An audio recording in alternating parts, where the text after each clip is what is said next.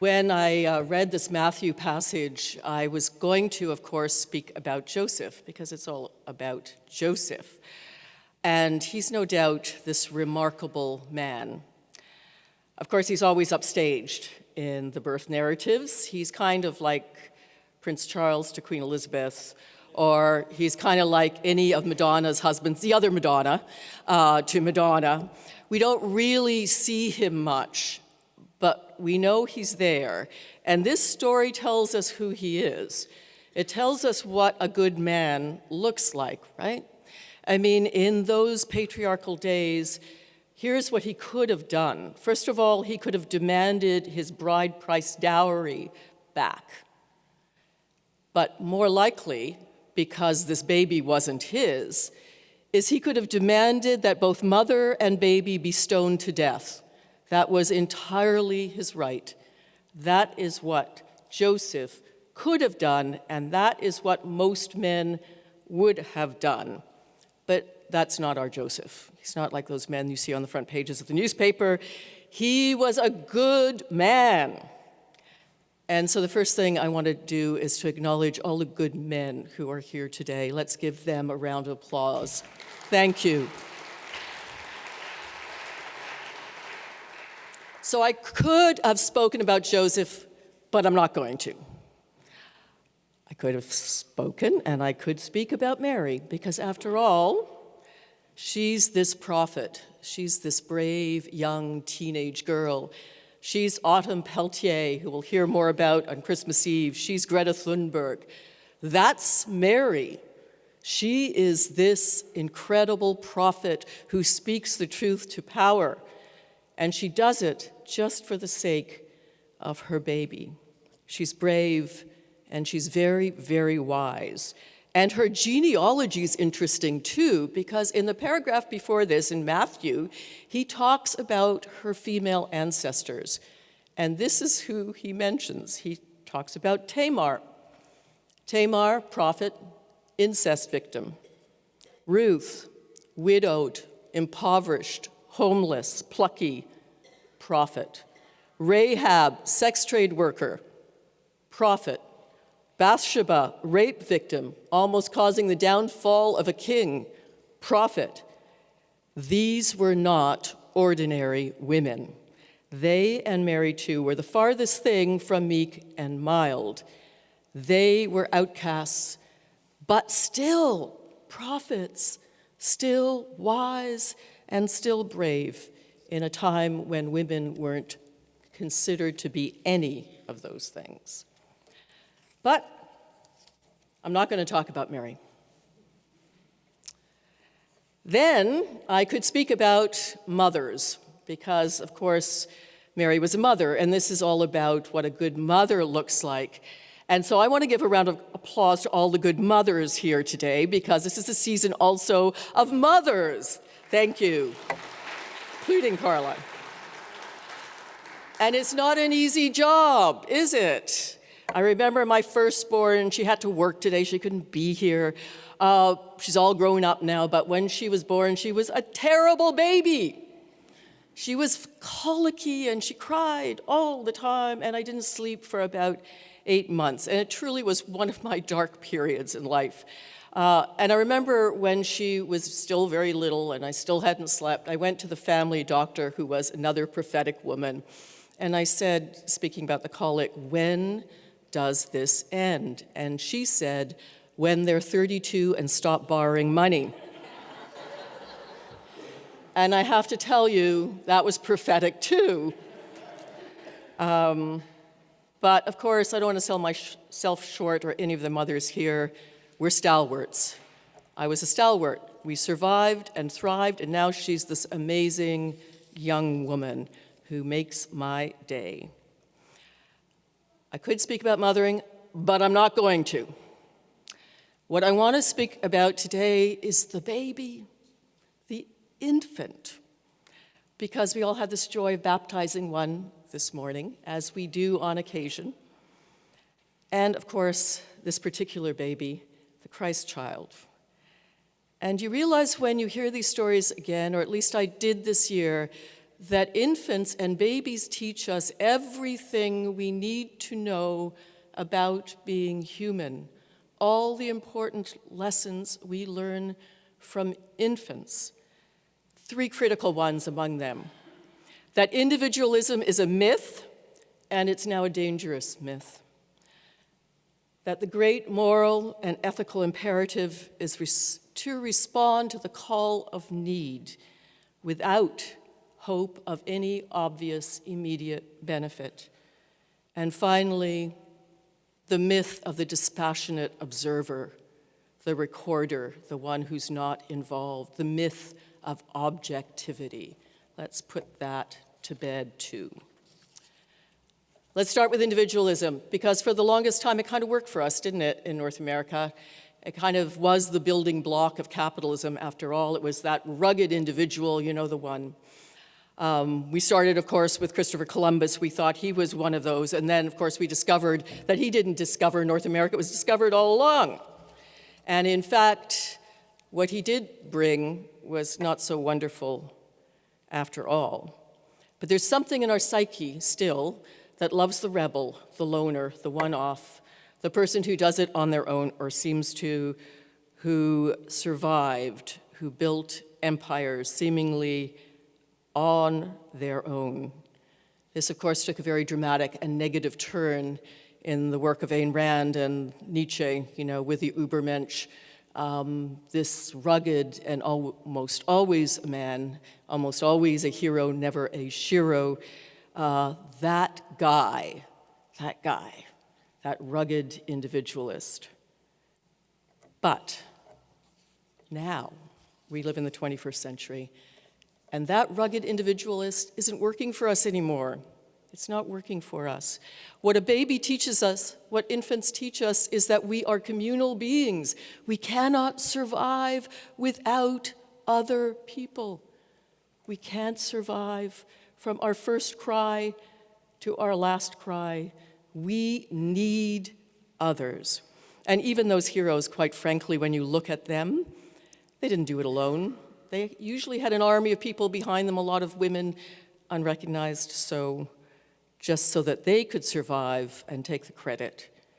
Babies teach us we're communal beings.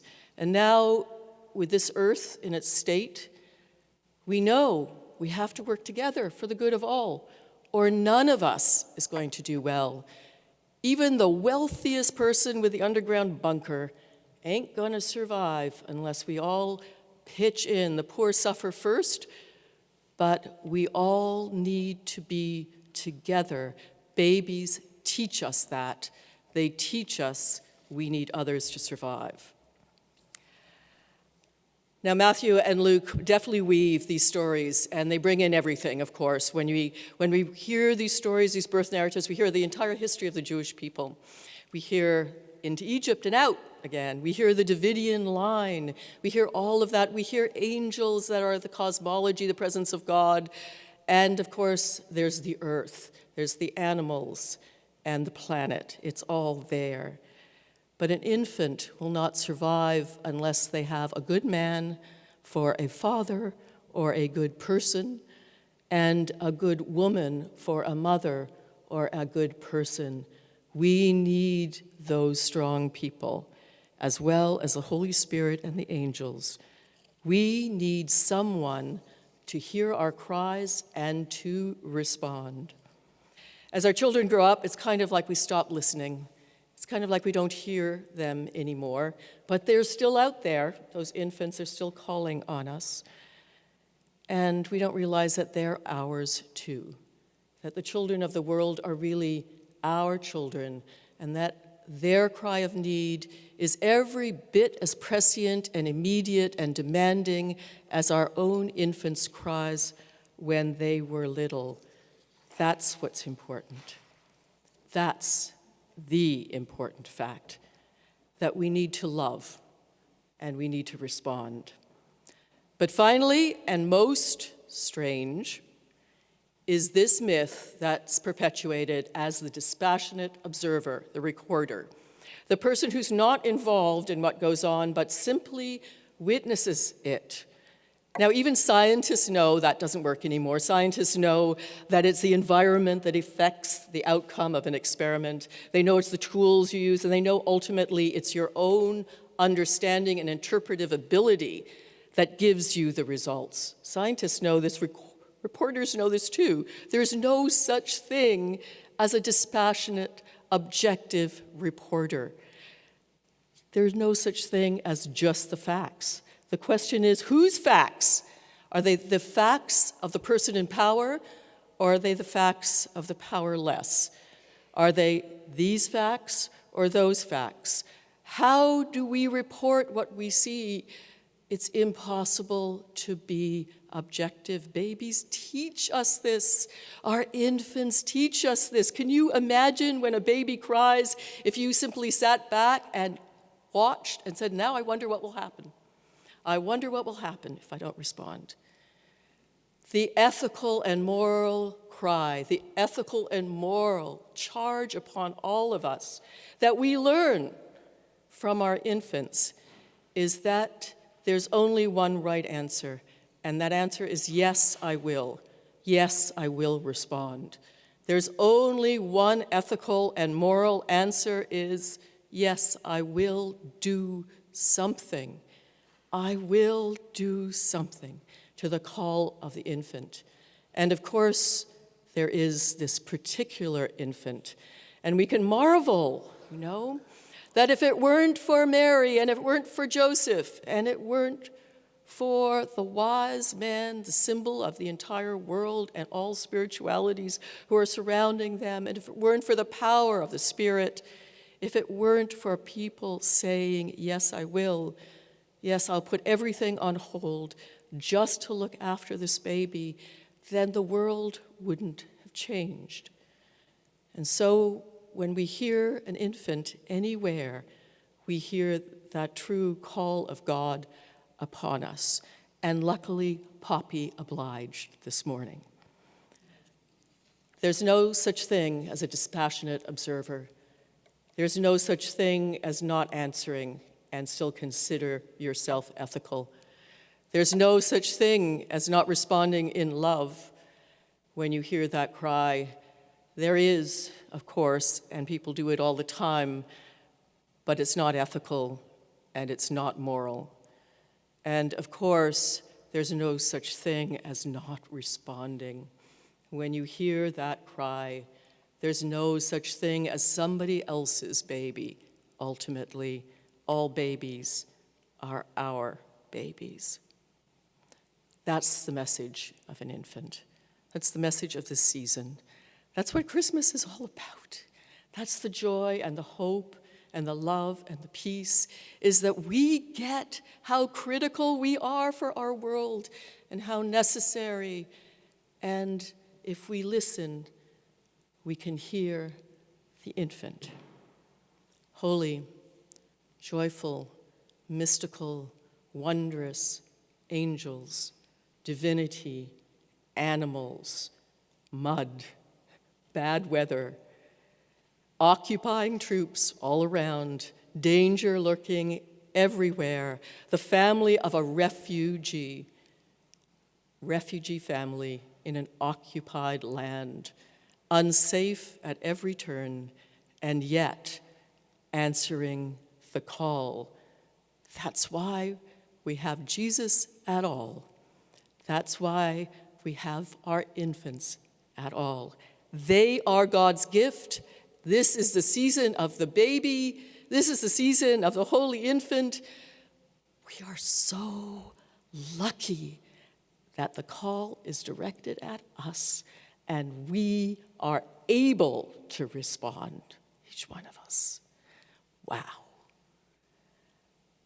Thank you for infants. Thank you for the infant that you were. Thank you for the people that loved you into being, that brought you here to this holy moment.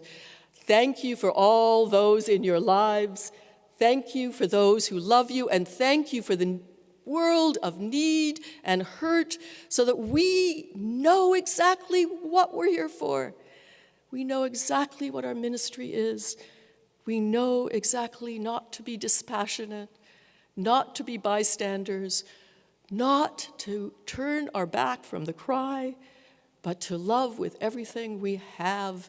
And if we do, wow, what a world we will have for all the infants, all the infants. Amen, and Merry, Merry Christmas.